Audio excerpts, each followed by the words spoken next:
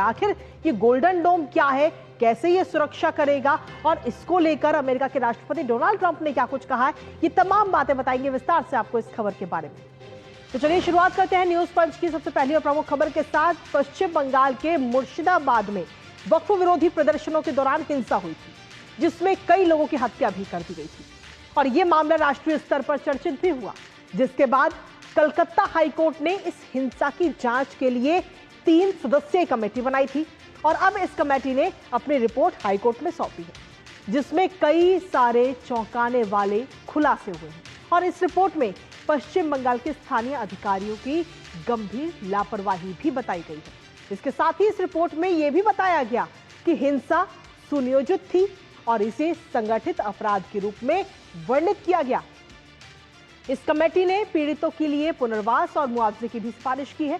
साथ ही Calcutta high court committee की इस रिपोर्ट को लेकर करेंगे चर्चा अपने संवाददाता से, लेकिन उससे पहले आपको दिखाते हैं कि इस रिपोर्ट में आखिर क्या कुछ है, क्या कुछ खुलासे इस रिपोर्ट के जरिए हुए हैं।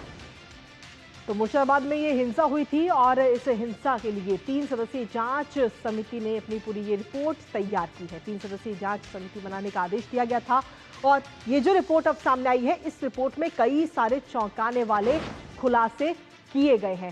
साथ ही आपको बता दें कि दंगों को लेकर बंगाल सरकार पर बड़ा आरोप अब कहीं ना कहीं इस रिपोर्ट के जरिए लगता हुआ नजर आ रहा है, क्योंकि इस रिपोर्ट में कहा जा रहा है कि टीएमसी के नेता और पुलिस पर गंभीर सवाल उठे हैं। बताया जा रहा है कि इस पूरे मामले में टीएमसी के नेता इसमें शामिल थे। 10 और 11 अप्रैल को यह हिंसा हुई थी, जिसके बाद में 12 अप्रैल को सीएपीएफ की तैनाती वहां पर की गई थी, सेंट्रल आर्म्ड पुलिस फोर्स की तैनाती वहां पर की गई थी, जिसके बाद हाई कोर्ट ने 17 अप्रैल को ये 3 सदस्यों की समिति का गठन किया था। अब इस 3 सदस्यों की समिति में आखिर कौन कौन थे, एक नजर उस पर भी डाल लेते हैं।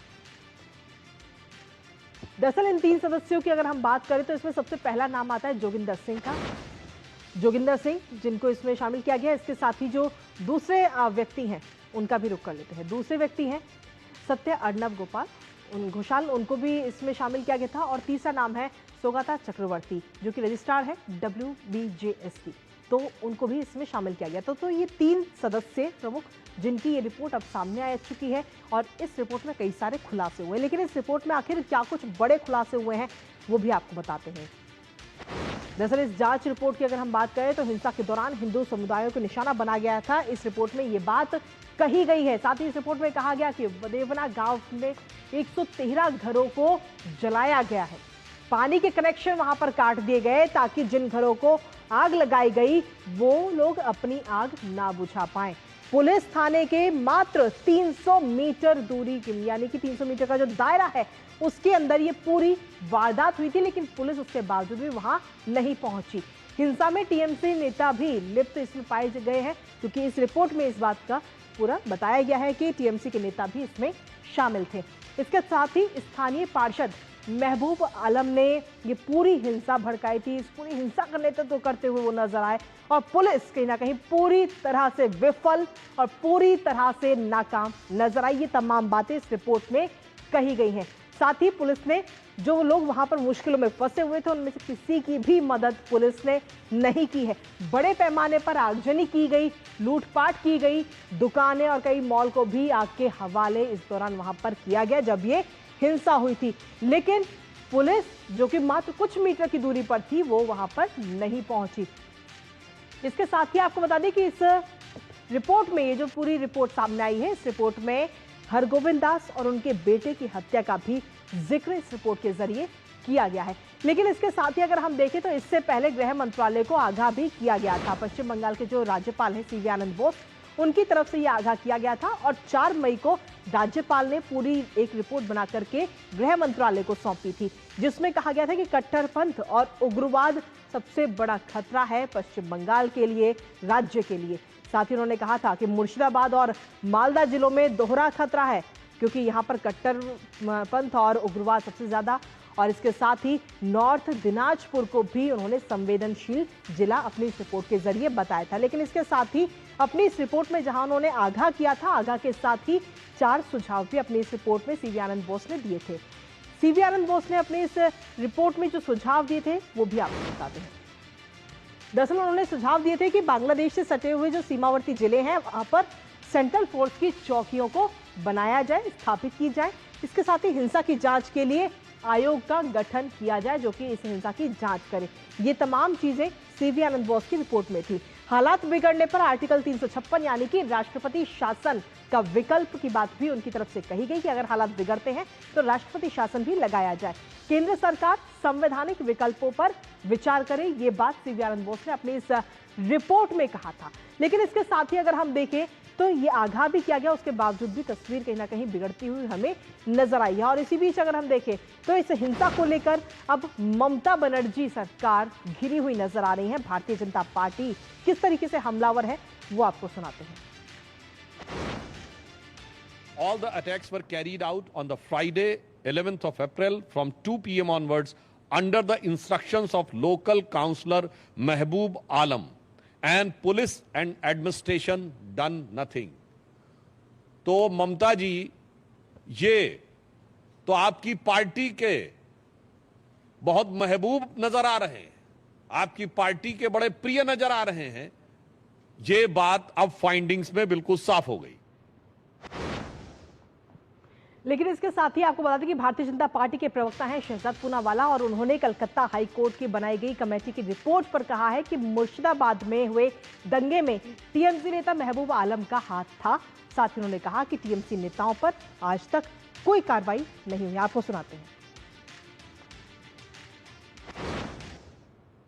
कोलकाता हाईकोर्ट के फैक्ट फाइंडिंग पैनल ने धजिया उड़ा दी है, पूरा पर्दाफाश कर दिया है पश्चिम बंगाल की सरकार का। उन्होंने बताया है कि किस प्रकार से मुर्शिदाबाद में वक्फ के नाम पर जो दंगे हुए वो ऑर्गेनिक नहीं ऑर्गेनाइज थे, स्पॉन्टेनियस नहीं स्पॉन्सर्ड थे।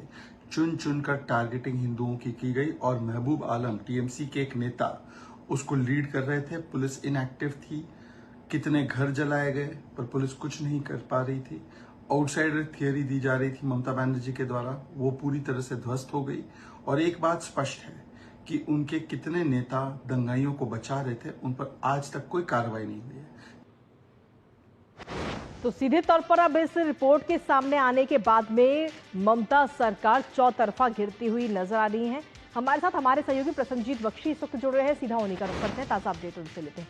प्रसन्नजीत, क्या कुछ ताजा अपडेट है आपके पास में, क्योंकि जब ये रिपोर्ट सामने आ चुकी है और इस रिपोर्ट में कई सारे चौंकाने वाले खुलासे हुए हैं कि किस तरीके से हिंदुओं को निशाना बनाया गया, किस तरीके से पूरी तैयारी के साथ यहाँ पर हिंसा भड़काई गई, और इसमें टीएमसी के नेता का भी नाम अब सामने आ चुका है। प्रसन्नजीत,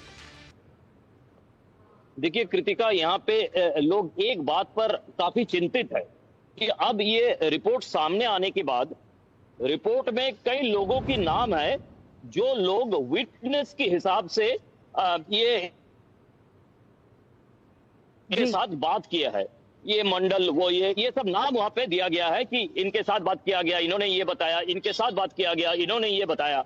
अब मुश्किल इस बात की है जहां पे चीफ मिनिस्टर और होम मिनिस्टर पूरे दंगा को बांग्लादेश की उपद्रवी और बीजेपी का बनाया हुआ ये सब कुछ बोल के अपना पल्ला झाड़ लिया था। अब उन्होंने अगर इस तरह की जिन लोगों की नाम आया, इनका सिक्योरिटी कौन देंगे?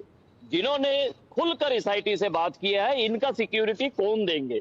क्योंकि अब ये खुलासा हो गया कि बंगाल पुलिस, तृणमूल कांग्रेस की बंगाल की सरकार, सब लोग मिल के ये जो शहजाद पूनावाला की जो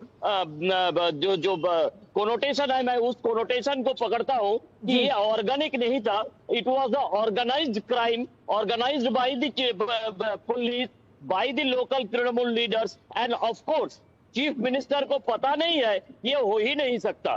क्योंकि 11 तारीख को जो कुछ भी हुआ, 12 तारीख से हमारे सारे पत्रकार लोग वो 300 मीटर की दूरी पर इंतजार कर रहे थे अंदर जाने के लिए, लेकिन पुलिस अंदर जाने ही नहीं दिया। जबकि हमें पता था कि हरगोविंद दास और उनका बेटा चंदन दास को मारा गया है। जब तक पुलिस ने स्वीकार नहीं किया, हम लोगों ने इस खबर को दिखा नहीं पाए। तो ये सारे एक ऑर्गेनाइज्ड क्राइम है। अब जिन्होंने एसआईटी के सामने अपना चेहरा दिखाया, उनका सिक्योरिटी के बारे में काफी लोग चिंतित है। कृतिका, इसके साथ ही प्रसन्नजीत, अब इस रिपोर्ट के सामने आने के बाद में जब ममता सरकार चौतरफा घिरती हुई नजर आ रही है, तो क्या उनकी तरफ से किसी प्रकार की कोई प्रतिक्रिया या यूं कहीं की सफाई दी गई है अभी तक? नहीं, कोई सफाई सरकार की कोई सफाई नहीं है। चीफ मिनिस्टर उत्तर बंगाल में है, जब वो कोलकाता लौटेंगे उसके बाद कुछ सिलीगुड़ी में कुछ बताएंगे कि नहीं, इसी के इंतजार में है। लेकिन चीफ मिनिस्टर छोड़ के बाकी कोई इसी के ऊपर कोई एक टिप्पणी नहीं किया, और सब लोग बचने की कोशिश में है कि इससे कोई टिप्पणी ना करे, इसे कोर्ट का दस्तावेज बोल के इस एसआईटी रिपोर्ट से बच जाए। साथ ही प्रसन्नजीत, ये जो रिपोर्ट सामने आई है, इस रिपोर्ट में अब क्या कुछ आगे के लिए सुझाव दिए गए हैं?